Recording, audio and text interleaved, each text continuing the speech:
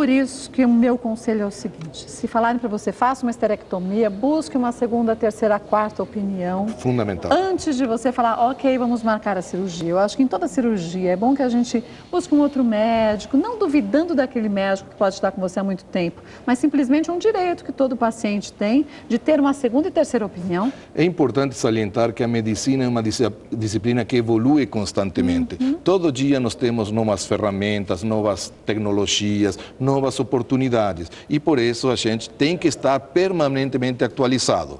Profissionais e público, porque o consumidor. Então é importante, aquilo que tu falou é essencial, procurar segunda, terceira opinião, procurar informação. O trabalho que vocês, jornalistas, fazem, divulgação, é essencial justamente para o público ter essa possibilidade de se informar.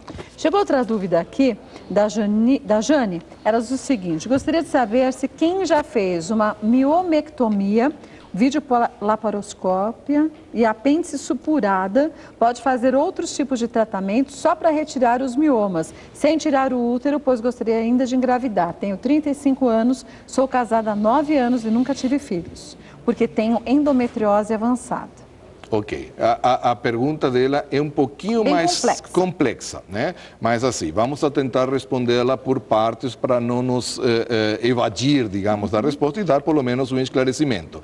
Sim, a resposta é possível se ela tem miomatose e a miomatose requer de tratamento, claro que ela poderá lançar mão de fazer o tratamento por embolização, desde que ela tenha sintomas, como nós falamos, que sejam passíveis de serem corrigidos ou resolvidos definitivamente com alguma técnica como a embolização. Agora, se o problema dela é uma endometriose e essa endometriose é responsável pela sintomatologia ou por eventualmente ela não poder engravidar, certamente a embolização não vai ajudar para ela. Então, aliás, contraindicação que nós temos é quando tem pacientes com associação de doenças, né? Tem mioma com endometriose, que é até razoavelmente comum, mioma com pólipos, mioma com outros problemas. Por quê? Porque a gente precisa determinar quem é responsável pelos sintomas. Lembrando sempre que a gente não trata a radiografia, né? Então nós queremos entender o que está acontecendo com o doente. Nós precisamos ter certeza absoluta que aquilo que está acontecendo com o paciente tem relação com aquilo que a radiografia mostra, né? Por quê? Porque nós vamos tentar resolver definitivamente esse problema. Uma vez que se faça a embolização, então que se coloca uma cânula tão fininha como esta e depois se coloca essas microesferas para tamparem, né, essas veias e, consequentemente, a alimentação do mioma. Como se retira esse mioma que morre? Na verdade, assim, o mioma ele não se retira. Não? O mioma, como qualquer tecido, uma vez morto, ele começa gradativamente a ser reabsorvido. Alguns miomas podem até ser eliminados. Esses miomas que nós vimos no esquema, que crescem para dentro e que costumam dar mais sangramento, que são os miomas submucosos, né? Esses aqui no esquema temos eles que vão aqui para dentro, esses que estão às vezes, parece como se fosse um couve-flor para dentro do útero, eles podem se desprender e ser eliminados através da vagina, junto com a menstruação.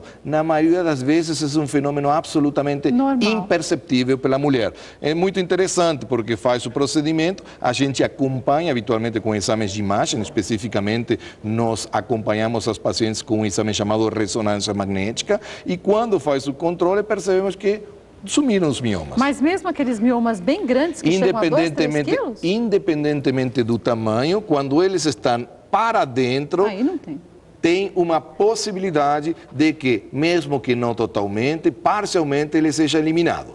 Mas o efeito que a embolização provoca, ou seja, o efeito da isquemia, a falta de sangue, de oxigênio, faz com que o tecido morra e esse tecido começa gradativamente a ser reabsorvido.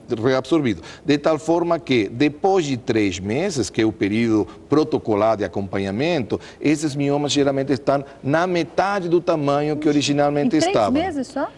Assim, o efeito, o controle nosso é de 12 semanas, ou seja, 3 meses, embora a maioria das pacientes acompanhem ao longo dos 5 anos. Então, na verdade, é interessante dizer o seguinte, lembre-se, mioma que não tem sintomas não devem ser tratados. O que faz a técnica de embolização? Nós assistimos uma paciente que tem sintomatologia e a transformamos em uma paciente sem sintomas, que, portanto, não vai requerer tratamento. Lembrando que o que nós tratamos é o sintoma, paciente com sintomas e não é mioma em si.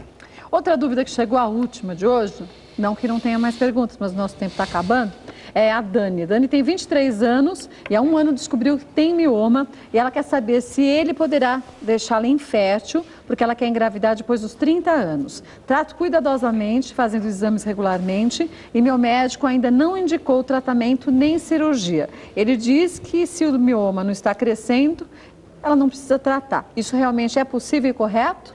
A preocupação da Dani é uma preocupação muito comum e extremamente pertinente. Na verdade, é o seguinte, a orientação é exatamente isso.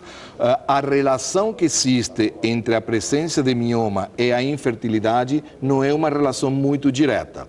Lembrando sempre que a imensa maioria das mulheres que têm mioma conseguem engravidar e parirem absolutamente de forma normal. Por isso, a miomatose não é considerada uma causa de infertilidade.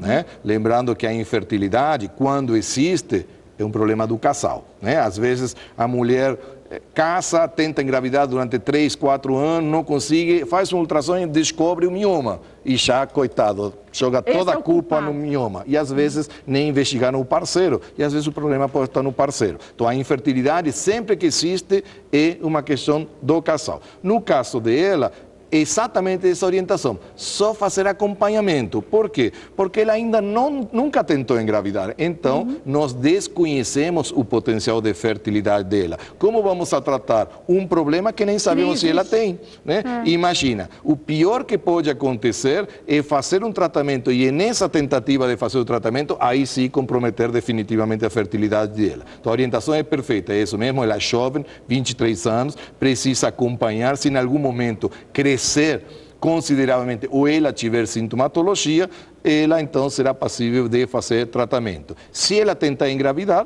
provavelmente vai conseguir engravidar absolutamente de forma normal. Só para a gente encerrar, a embolização tem alguma contraindicação ou não? Pouquíssimas. A embolização, além de ser um procedimento extremamente fácil, eficiente, é absolutamente seguro. Além de ser muito confortável, porque não corta, só faz com anestesia local, o paciente vai embora para casa no dia seguinte, com 3, 4 dias, volta a desenvolver suas atividades de forma absolutamente normal e por isso tem quase 99% de satisfação.